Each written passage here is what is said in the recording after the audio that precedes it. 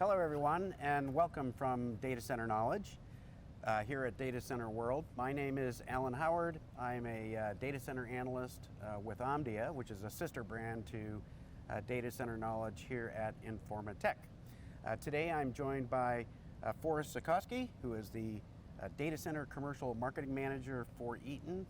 Forrest, thanks so much for spending some time with us. Thank you for having me, Alan. This event has been wonderful so far, and we've gotten a lot of attention, so it's really been a joy just to be here and be present in Austin at this time in the market. I know, actually the weather is super nice outside. So what we want to do is we want to go through and get an overall idea of Eaton, and then dive a little bit deeper into products and some of how your organization works. But let's start with, how did you end up in this industry? Working for a physical infrastructure vendor in the data center market. Sure, thank you, Alan. I started with Eaton in 2007, actually on the sales side, working on takeoffs and designing electrical equipment for the commercial market in the Northern Ohio region. I transitioned into an operations role and then into an engineering role where I was actually designing modular data centers and modular substations. Really? Yes, before joining this group right now. So I've had a variety of roles from sales to operations, and I'd really found a passion around this data center side because it is such a dynamic and growing segment for just the market, but overall like Eaton. I mean, we've invested so much in it, and we just continue to grow and have a lot of new products and solutions that we can offer. So in the physical infrastructure market, it has just been almost exploding for the last 2 years, and it looks like it's going to continue that momentum over the next 3 to 4 years. So give us just a general overview of the scope of products Eaton has to offer for data center operators. Sure. Eaton, as you may know, is over 100 years old. I like to highlight our emphasis on, say, doing business right, and just the idea that we've won over 11 awards just in that segment of ethics by Ethisphere Institute themselves. So we pride ourselves on doing business right and running an ethical operation. Yeah. That said, with serving the data center segment itself, we have end-to-end solutions. And what I mean from end-to-end solutions is that it's not just the black boxes that you see here in our booth from our 9395XC to our 93PM and even the rack solutions, but it's also all the way up to the utility level. We go from the power transmission at the utility level all the way down to the racks and the PDUs and the connectivity solutions. Inside there, of all the equipment... Well, let me clarify real quick. So you're talking about essentially providing products that integrate with each other across the entire power distribution chain. Sure. Yeah, okay, I'm sorry, go ahead. No, you're right. We would call that power chain management, and we've really transformed Eaton from a diversified industrial company to an intelligent power management company. And so beyond that equipment is how do you control it? How do you integrate it? How do you hit your goals of sustainability? And within that space, we have our Bright Layer data center suite of offerings. So it's module based, but it's just this overarching system that can monitor and control all of those assets at once.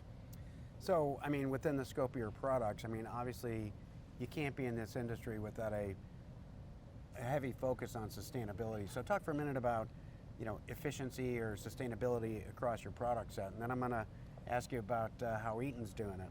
Sure.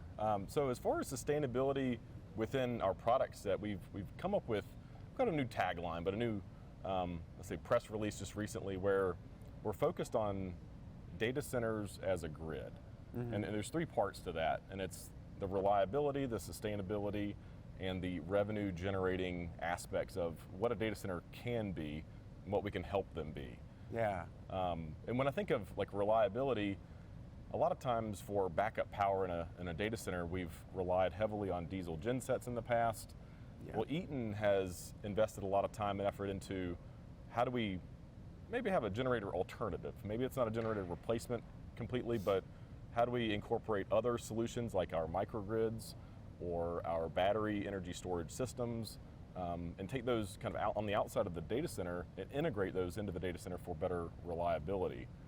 But that also ties into the sustainability. When we think of microgrids and the reduction of reliance on fossil fuels from a diesel generator set, those can really help companies hit those sustainability goals.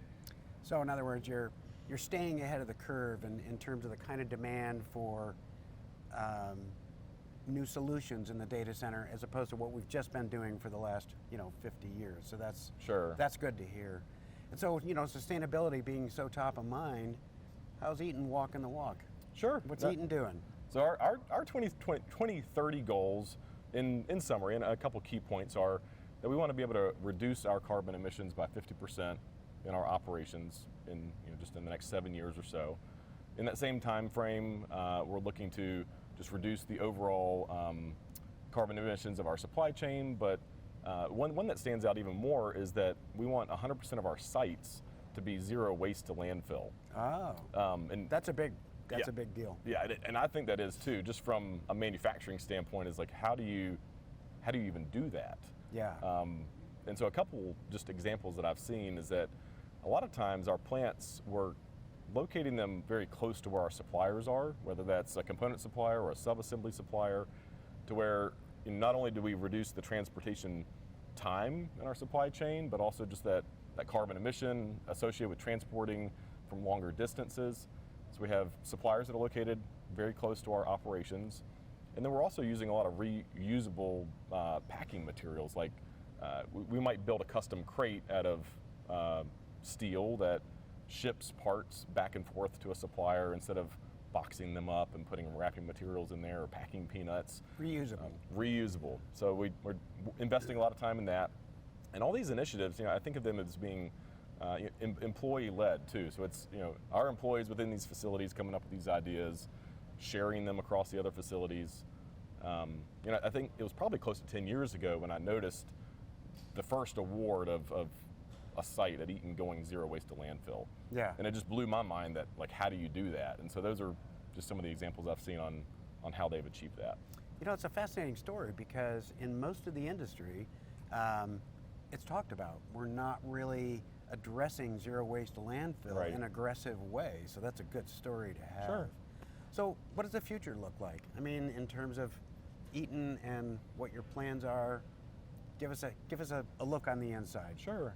We put out a video on YouTube just recently. So if you look up Eaton's critical power and digital infrastructure division, like we have a data center of the future video out on YouTube that you can watch. And really it focuses around kind of what we talked about already, that sustainability, reliability, and revenue generating. And when I think of that last one being revenue generating, it's when you incorporate microgrids and even our next generation UPS, which can interact with the grid and actually share the load back onto the grid, or help a utility provider manage frequency issues that they're having. You can really turn the assets in that data center into revenue generating assets instead. Yeah. So that's kind of that last component of data centers as a grid, is that revenue side. But when it comes to future products, a lot of the future products that we're looking at, and we've seen even here at Data Center World this week, are liquid cooled. For example, our electric vehicle DC charger has liquid cooling technology in it. I'm sure people have already seen computing assets that have liquid cooling integrated into them to help with that increased thermal load that we're seeing. But now can we immerse our equipment into, like, say, a bath of a dielectric fluid and actually cool our equipment that way, and immersion cooling technology. So we're really looking at this, like the liquid cooling side to manage what is out there and generating the heat in the future. Yeah. It's such an exciting time in the data centers industry, and advances in technology, efficiency are just going so fast. Forrest, thanks so much for sharing with us, and I appreciate it. And good luck to Eaton, and good luck at Data Center World this week. Okay. Well, thanks very much for watching, everyone, from Data Center Knowledge and here at Data Center World. Forrest and Alan signing off. Thank you.